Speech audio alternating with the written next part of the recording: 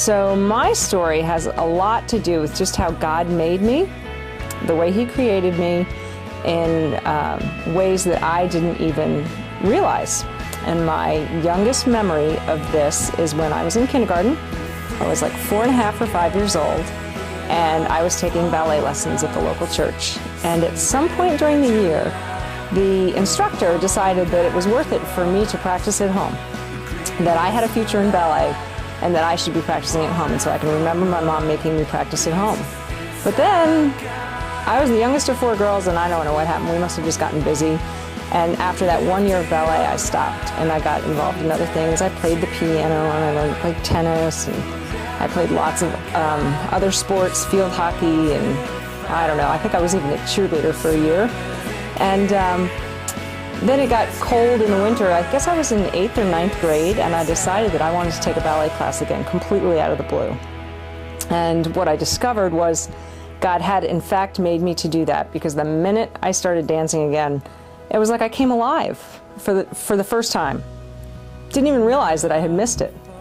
And so I started dancing pretty much every night after my sports and after my homework, and was just passionate about it. It was the one place where I really felt like I was doing what God made me to do. And so I went off to college and danced in college.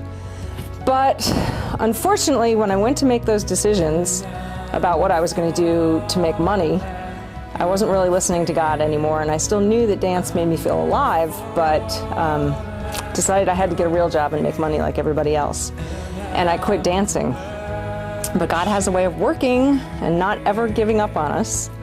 And about 15 years later, when I was in my mid-30s, I started dancing again because of the church, actually because of this church, because Margaret Turney-Eyre asked me to dance in worship one night. And I had just started taking ballet class again, and I know that I never would have said yes had I not started dancing again. So it was God's perfect timing, and God used the gift that He had given me all along, dance, to call me back to the church.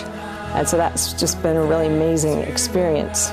But what I know is that it would have been a whole lot easier if I had been listening to God when I made those big life decisions about what I was made to do and what made me feel alive. In fact, one of my favorite quotes is by a 20th century theologian named Howard Thurman, who says, "Don't sit around figuring out what the world needs you to do, but go do what makes you feel alive.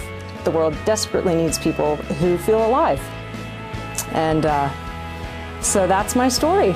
Started with a little tiny dance class and landed me here.